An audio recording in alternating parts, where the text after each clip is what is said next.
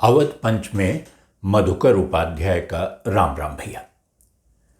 इन दिनों बल्कि कहिए कि एक हफ्ते से एक बहस चल रही है और ज़्यादातर अखबारों में, टेलीविज़न पर तो बहुत कम, पता नहीं क्यों, लेकिन ये बहस जारी है। लोग सवाल पूछ रहे हैं, क्योंकि सवाल क्यों पूछ रहे हैं? क्योंकि एक सवाल पूछ लिया गया है।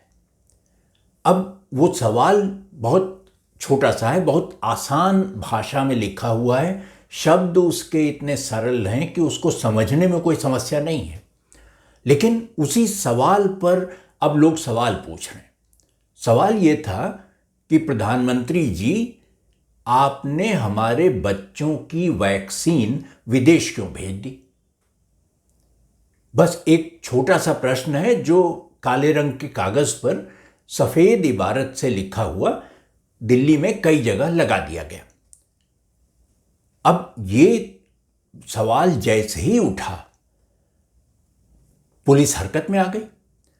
उन लोगों की धरपकड़ शुरू हुई। पता लगाया गया कि साहब ये पोस्टर किसने बनाया, किसने दिया, क्यों लगाया गया, इसके पीछे का उद्देश्य क्या है। ये देश को बदनाम करने की साजिश है, ये प्रधानमंत्री को बदनाम करने का प्रयास है। और इसके तार पता नहीं कहाँ कहाँ तक जोड़ दिए गए कि ये छोटा सा सवाल कि प्रधानमंत्री जी, आपने हमारे बच्चों की वैक्सीन विदेश क्यों भेज दी, ये अंतर्राष्ट्रीय मुद्दा हो गया। विदेश में अखबारों में और पत्रिकाओं में इसके बारे में टिप्पणियाँ हुई। लोगों ने लिखना शुरू किया कि ये कैसा नेतृत्व है जो एक छोटे से प्रश्न का उत्तर नहीं दे रहा। और पुलिस को लगा कि चूंकि उनके आका की बेइज्जती की गई, बदनामी हुई, इसलिए उनको तो इस पर फौरन कार्रवाई करनी चाहिए। तो उन्होंने 17 लोगों को पकड़ लिया, 17 लोगों को गिरफ्तार कर लिया। और उन 17 में कौन लोग थे? जब धीरे धीरे लोगों ने पता करना शुरू किया तो मालूम हुआ कि उसमें एक दिहाड़ी मजदूरी पर काम करने वाला आदमी था, जिसका लॉकडाउन की वजह से धंधा नहीं चल रहा था। उसने सोचा थोड़े पैसे मिल जाएंगे, उसको पोस्टर किसी ने दिया कि जाओ चिपकाओ, उसने लगा दिए। उसमें कुछ लोग थे जो दूसरे अपना छोटे मोटे काम करते थे, वो भी बेकार घूम रहे थे, उनको भी काम मिल गया। तो इस आपदा में किसी को थोड़ा सा कमाने का अवसर मिला था, लेकिन वो देखा नहीं गया। तो पुलिस ने तत्काल कार्रवाई कर दी, क्योंकि मामला ये था कि उसमें प्रधानमंत्री लिखा हुआ था पोस्टर में। और प्रधानमंत्री के बारे में उनसे सवाल पूछना हो तो आप जैसे और लोग पूछते हैं, वो चाहे जवाब दें चाहे ना दें, लेकिन आप इस तरह सार्वजनिक प्रश्न का नहीं कर सकते। जब गिरफ्तारी हो गई तो लोगों ने पूछना शुरू किया कि भाई, आखिर इन लोगों को जिनको पकड़ा गया है, किस जुर्म में पकड़ा गया। और फिर उसके बाद तो इसका मामला पूरा फैलते फैलते राजनीतिक हो गया। कांग्रेस पार्टी के एक जयराम रमेश नेता हैं, उन्होंने अपने घर के बाहर पोस्टर चिपका दिया। उन्होंने कहा मुझको पकड़िए, मैंने भी लगाया है। तमाम और लोग, दूसरे लोगों ने, राहुल गांधी ने कह दिया कि मैं भी कह रहा हूँ, आप मुझे गिरफ्तार कर लीजिए। कांग्रेस के बहुत सभी नेता बोलने लगे, कई और दूसरे विपक्षी दलों के नेता बोलने लगे कि पकड़िए, ये सवाल तो वाजिब है, ये तो पूछा जाएगा।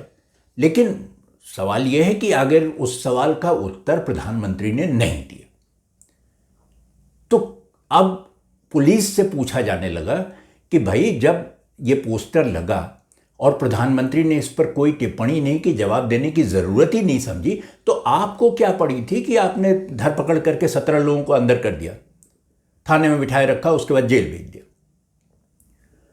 पुलिस ने कहा कि देखिए, इनको इस पोस्टर की वजह से गिरफ्तार नहीं किया गया है।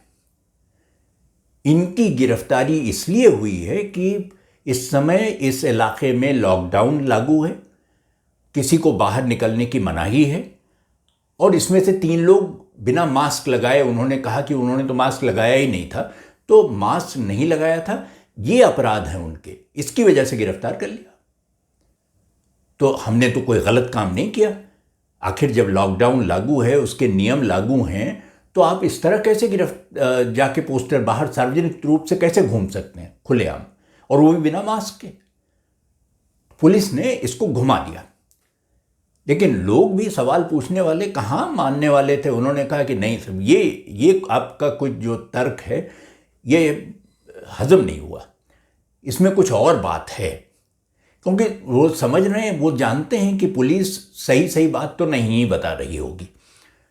तो उन्होंने कहा कि इसमें कुछ और चीज़ होगी, कोई और पेच है, वो बताइए, असली वाली बात बताइए कि आपने गिरफ्तार क्यों किया। आखिर उन्होंने बेचारों ने क्या किया था, एक पोस्टर ही तो चिपकाया था जिसमें पूछा गया था कि हमारे बच्चों की वैक्सीन विदेश क्यों भेज दिया आपने।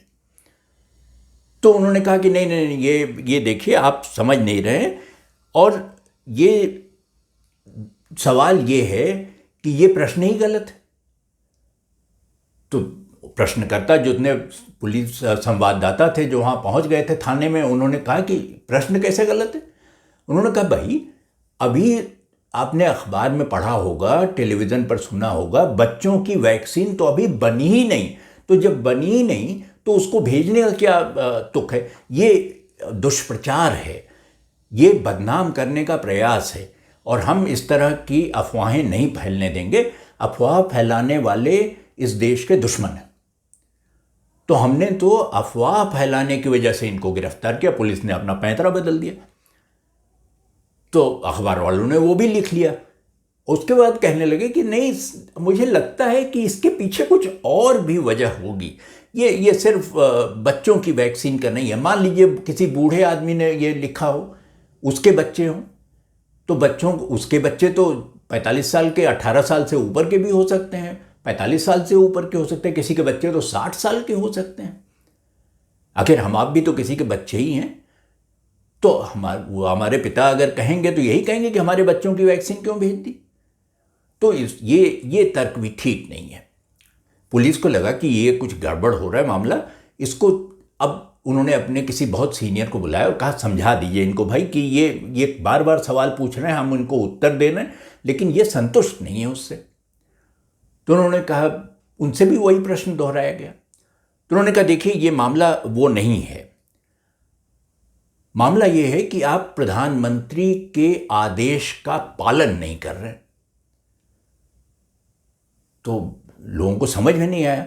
उन्होंने पूछा कौन सा आदेश, प्रधानमंत्री ने ऐसी कौन सी बात की। उन्होंने कहा देखिए, प्रधानमंत्री ने कोई आदेश जारी नहीं किया, लिख के कोई दस्तखत करके नहीं भेजा है, लेकिन प्रधानमंत्री जो बोलते हैं, वो आखिर देश के प्रधानमंत्री हैं, उनकी बात का एक महत्व होता है, उसकी गरिमा रखी जानी चाहिए। आप कुछ भी नहीं कह सकते, और अगर उन्होंने कोई बात कही है तो ये आपके सिर पर है कि आप उनकी कही सारी बातें याद रखिए और उसका पालन कीजिए। आप उसकी अवहेलना नहीं कर सकते, हुक्म-उदूली नहीं कर सकते। वो एक तरह का हुक्म ही है, प्रधानमंत्री जो बोल दें वो आदेश। तो जो संवाददाता थे उन्होंने पूछा कि भाई, प्रधानमंत्री ने ऐसा क्या बोल दिया है, और जो ऐसा क्या था जिसमें इस पोस्टर लगाने के मामले से जाके जुड़ता हो और जो हम समझ नहीं पा रहे हैं। तो उन्होंने कहा बहुत पुरानी बात नहीं है, अभी जब बोर्ड के 10वीं और 12वीं के इम्तहान होने वाले थे, वो दिन याद कर लीजिए। आखिर क्या कहा था प्रधानमंत्री ने बच्चों से, जैसे वो अपना चाय पर चर्चा करते हैं, जैसे मन की बात करते हैं, वैसे ही वो परीक्षा पर भी चर्चा करते हैं। याद है एक अंक में हमने भी उसका जिक्र किया था कि परीक्षा पर चर्चा का। तो उसमें प्रधानमंत्री ने क्या कहा था, याद करिए। प्रधानमंत्री ने कहा था कि बच्चों, जो सामान्य अवधारणा है, जो सामान्य समझ है, वो ये है कि जब प्रश्न आपको मिले, प्रश्न पत्र मिले, तो आप पहले सरल सवाल हल कर लीजिए, कठिन सवाल बाद में करिएगा। लेकिन मेरी सोच इससे अलग है। प्रधानमंत्री की सोच ये थी कि सबसे पहले कठिन प्रश्न हल किए जाने चाहिए। अब संवाददाताओं ने फिर पलट के पूछा कि इसमें कठिन प्रश्न और सरल प्रश्न और 10वीं और 12वीं के बोर्ड को आप ज़बरदस्ती खींचतान के यहाँ तक जोड़ना चाहते हैं, आप ये नहीं बता रहे हैं कि सही वजह क्या है इन 17 लोगों की गिरफ्तारी की। तो उन्होंने कहा यही वजह है क्योंकि प्रधानमंत्री ने कहा कि कठिन प्रश्न पहले हल करिए, और आपने एक आसान प्रश्न उनसे पूछ दिया, तो उन्होंने इसीलिए इसका उत्तर भी नहीं दिया। और इसलिए इसको उत्तर देने योग्य भी नहीं माना। ये इतना आसान प्रश्न था प्रधानमंत्री के लिए कि उन्होंने कहा कि इसकी उपेक्षा करिए, ये सब इसका जवाब देने की आवश्यकता नहीं है। हम किसी के प्रश्न पूछने के खिलाफ नहीं हैं। हम तो उस देश के हैं जिसमें लोगों को बताया जाता है कि भाई सवाल करो, प्रश्न करो, उसी से तुम्हारा विकास होगा, तुम्हारी बुद्धि बढ़ेगी। हमारे यहाँ तो ये इसकी एक परंपरा रही है। बाद के दिनों में गड़बड़ हो गया, वो बच्चों को डांटने लगे लोग कि बड़ों से सवाल पूछते हो, लेकिन पहले तो सवाल पूछते ही थे। और जो ऋषि मुनि मनीषी जितने हुए हैं वो सब एक दूसरे से सवाल पूछते रहते थे। बल्कि जितने मनीषी थे वो अपने शिष्यों से कहते थे कि प्रश्न करो, और उसका समाधान करते थे। तो अगर वो प्रधानमंत्री जी के मामले में आपने सवाल पूछा है तो कम से कम इतना तो याद रखना चाहिए कि आपको कठिन प्रश्न पूछना चाहिए था। आसान प्रश्न पूछ के आपने उनका अपमान किया। ये वही देश है अमीर मीनाई का, जो कहते थे कि जो चाहिए सो मांगिए अल्लाह से अमीर, जो चाहिए सो मांगिए अल्लाह से अमीर, उस दर पे आबरू नहीं जाती सवाल की। तो ये परंपरा थी और प्रधानमंत्री ने पूरी गरिमा निभाई। उन्होंने जो बात कही थी उस पर खरे उतरे 100%। और आप लोगों ने एक सरल सवाल पूछकर प्रधानमंत्री का अपमान करने का प्रयास किया। ये इन लोगों की गिरफ्तारी उस अपमान की वजह से हुई है।